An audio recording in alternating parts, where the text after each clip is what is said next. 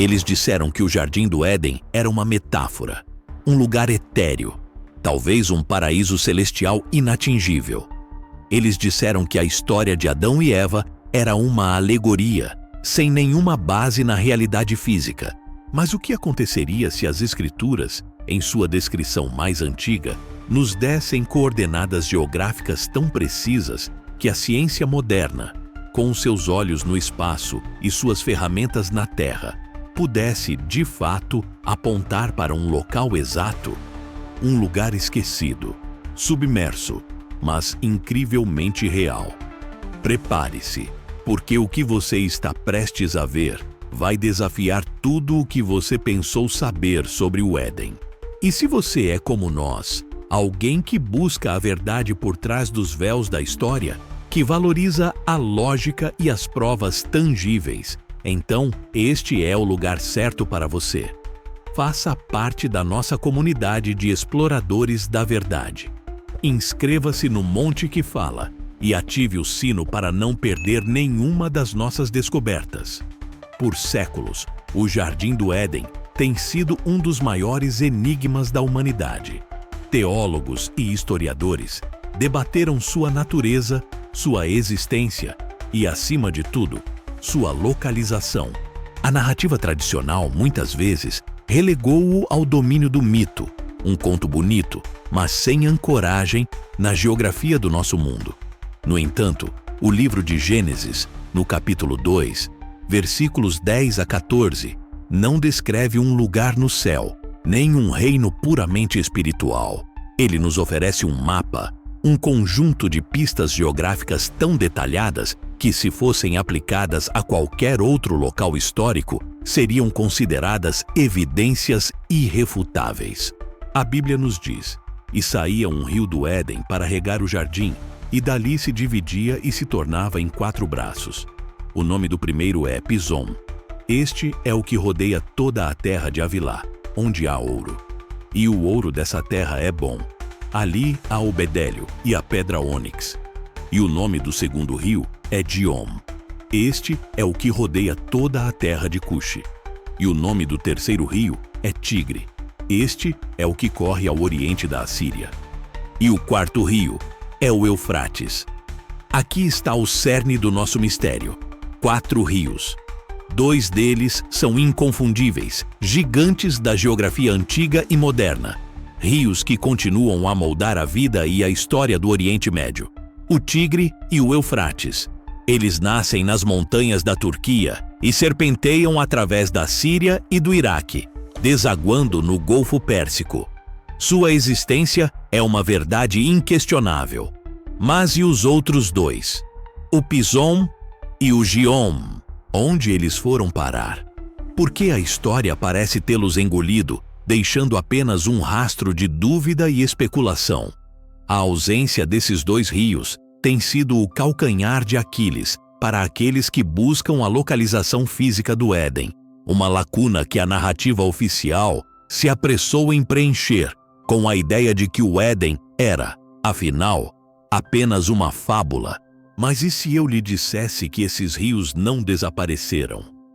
E se eles estivessem apenas escondidos, esperando que a tecnologia certa os revelasse?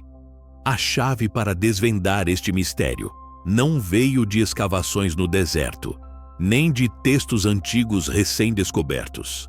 Ela veio do céu, dos olhos de satélites que orbitam a Terra, capazes de ver o que está invisível para nós aqui embaixo. A história da redescoberta do Pison e do Giom é uma fascinante confluência de ciência espacial e arqueologia bíblica, uma prova de que a lógica e as provas tangíveis podem, de fato, lançar luz sobre os relatos mais antigos da humanidade. Entramos agora nos anos 1980, um período de avanços tecnológicos sem precedentes. Foi nesse contexto que o Dr.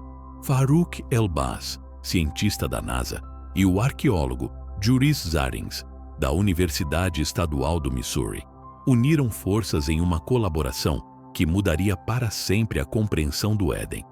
Dr. Elbaz, um geólogo egípcio-americano, era um pioneiro no uso de imagens de satélite para mapear o deserto. Ele havia trabalhado com a NASA em missões lunares e, mais tarde, aplicou sua expertise para estudar a Terra. Sua capacidade de interpretar as sutilezas da geologia vista do espaço era incomparável. Juris Zarins, por sua vez, era um profundo conhecedor da arqueologia do Oriente Médio, com um foco particular nas culturas da Península Arábica. Ele sabia que as descrições bíblicas, muitas vezes, continham camadas de verdade geográfica que haviam sido negligenciadas. A ferramenta que eles utilizaram foi o satélite Landsat. Lançados pela NASA a partir dos anos 1970, os satélites Landsat foram projetados para coletar imagens multiespectrais da superfície da Terra. Essas imagens podiam revelar características geológicas que eram impossíveis de discernir a partir do solo, especialmente em regiões desérticas, onde a areia do tempo havia coberto paisagens inteiras. O que Elbaz e Zarins procuravam era algo que a olho nu jamais veria. Os leitos secos de rios antigos, fossilizados sob dunas e sedimentos acumulados por milênios. Eles sabiam que, mesmo que a água tivesse desaparecido há muito tempo, a assinatura geomorfológica de um rio, sua forma, seus meandros, seus depósitos aluviais, permaneceria gravada na paisagem. Eles direcionaram seus olhos de satélite para a Península Arábica, uma região vasta e árida, mas que, em tempos remotos, sabia-se que tinha sido muito mais verde e úmida. O que as imagens de satélite começaram a revelar era absolutamente extraordinário. De repente, a paisagem desértica começou a ceder seus segredos. Linhas sinuosas, como veias gigantes, apareceram sob a areia. Eram os leitos de rios que haviam fluído em um passado distante, quando o clima da região era radicalmente diferente. A descoberta mais impactante foi a de um rio colossal, um verdadeiro rio fantasma, que cruzava a Arábia Saudita e o Kuwait, desaguando no Golfo Pérsico.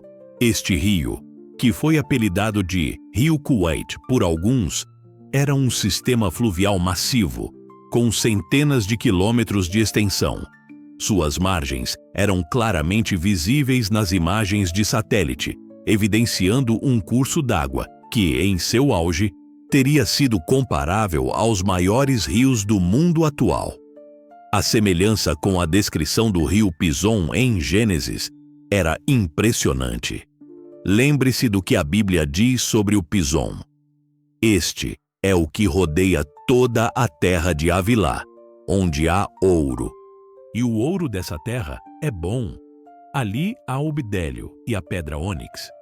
A região que este rio fantasma atravessava na Arábia Saudita, conhecida como Mad ad-Dahab, é famosa por suas minas de ouro. Mad ad-Dahab significa, em árabe, berço do ouro. É uma das mais antigas e ricas minas de ouro do mundo, explorada desde os tempos antigos, muito antes da ascensão das civilizações que conhecemos. A presença de ouro, a pedra ônix e o bedélio, um tipo de resina aromática, também encontrado na região, na terra de Havilá, um nome que se encaixa perfeitamente com a geografia revelada pelo satélite, não era apenas uma coincidência, era uma correspondência quase perfeita. O Pison havia sido encontrado, não fluindo em sua antiga glória, mas gravado como uma cicatriz na paisagem, visível apenas para os olhos que podiam ver além da superfície. Mas e o Giom? Onde estava o Giom, o rio que rodeia toda a terra de Cush? A palavra Cush tem sido tradicionalmente associada à Etiópia ou à Núbia, no nordeste da África. No entanto, o contexto geográfico do Éden, com o Tigre e o Eufrates no Oriente Médio, sempre criou uma dissonância. Seria possível que existisse uma terra de Cush diferente, mais próxima da Mesopotâmia? Estudos arqueológicos e linguísticos mais recentes têm sugerido que Cush poderia se referir a uma região na antiga Mesopotâmia, talvez a terra dos cassitas, ou mesmo uma área na Península Arábica. As imagens de satélite, mais uma vez, ofereceram uma pista crucial. Ao sul do leito do Pison, outras marcas de rios antigos foram identificadas. Sistemas fluviais que corriam para o Golfo Pérsico, alguns dos quais teriam cercado uma área que, em tempos antigos, poderia ter sido conhecida como Kush, uma região que hoje está submersa ou sob as dunas do deserto. A complexidade geológica da região e as mudanças climáticas ao longo de milênios tornam a identificação exata do Gion um pouco mais desafiadora do que a do Pison. Mas a evidência de rios antigos na Península Arábica que se encaixam no padrão é inegável. A convergência desses 4 rios, o Tigre, o Eufrates, o recém-descoberto Pison e o Gion, que, embora mais elusivo, tem sua assinatura geológica em múltiplos leitos de rios antigos na região, aponta para uma área específica, uma área que hoje está debaixo d'água. O veredito da geologia é claro e surpreendente. Onde esses 4 rios se encontravam antigamente?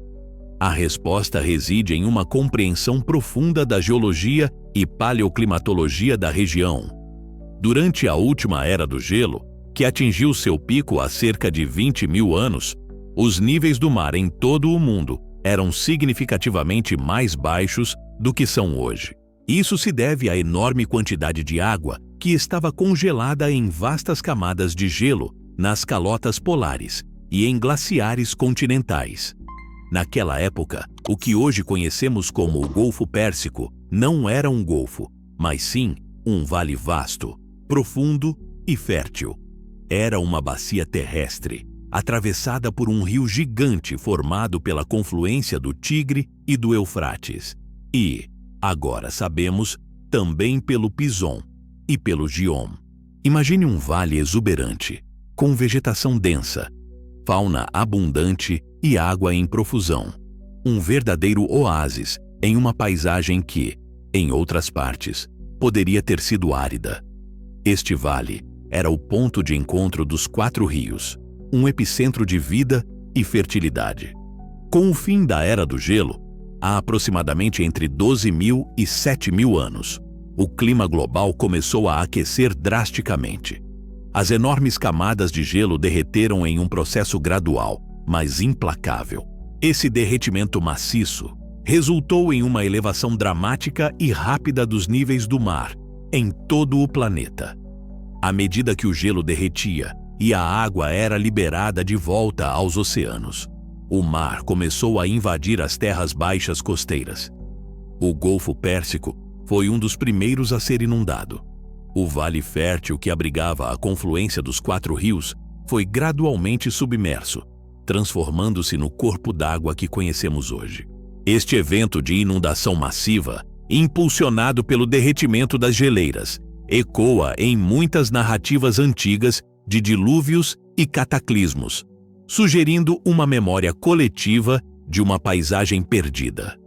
A geologia, portanto, não apenas confirmou a existência dos rios perdidos, mas também nos deu um cenário plausível para o desaparecimento do Éden. Não foi destruído por um raio divino, nem se elevou aos céus. Ele foi engolido pelas águas, preservado sob a superfície do Golfo Pérsico. Mapas batimétricos modernos que mapeiam o fundo do mar revelam a topografia submersa do Golfo Pérsico, mostrando claramente o vale antigo e os leitos dos rios que outrora o atravessaram. É uma paisagem subaquática que guarda os segredos de um tempo primordial. A implicação dessa descoberta é monumental. O Jardim do Éden não é uma fábula. É um lugar físico, com coordenadas geográficas que a ciência moderna tem sido capaz de identificar. Os relatos bíblicos, muitas vezes vistos como puramente espirituais ou alegóricos, revelam-se como testemunhos históricos e geográficos incrivelmente precisos. A fé e a ciência, neste caso, não se contradizem, mas se complementam, cada uma oferecendo uma perspectiva única para desvendar um dos maiores mistérios da humanidade. A existência do Éden, com seus 4 rios e sua localização agora mapeada, nos convida a reconsiderar a história antiga. O paraíso existiu fisicamente e hoje está preservado no fundo do Golfo Pérsico, um testemunho silencioso de uma era perdida. As evidências estão lá, gravadas na geologia da Terra e reveladas pelos olhos de satélites. Esta não é uma especulação, mas uma conclusão baseada em dados concretos e na interpretação cuidadosa de evidências científicas e textuais. O Monte que Fala continuará a explorar esses mistérios, a desvendar esses segredos ocultos e a conectar a fé com a ciência, sempre com um tom investigativo e responsável. A verdade, muitas vezes, está escondida à vista de todos, esperando que tenhamos as ferramentas e a curiosidade para desenterrá-la. O Jardim do Éden, o berço da humanidade, não é mais um mistério inatingível, mas um ponto no mapa, um lugar que a geologia revelou. O que mais a história esconde de nós? Que outros paraísos estão esperando para serem redescobertos? A jornada continua. Se você se sentiu provocado por esta revelação, se sua curiosidade foi aguçada e sua mente se abriu para novas possibilidades, então você é parte da nossa tribo. Não deixe que a verdade se perca novamente. Inscreva-se no Monte que Fala. Compartilhe este vídeo com aqueles que também buscam a verdade e junte-se a nós nas próximas expedições. Deixe seu comentário e nos diga o que você pensa sobre essa incrível descoberta. Sua participação é fundamental para continuarmos a desvendar os segredos mais profundos da história.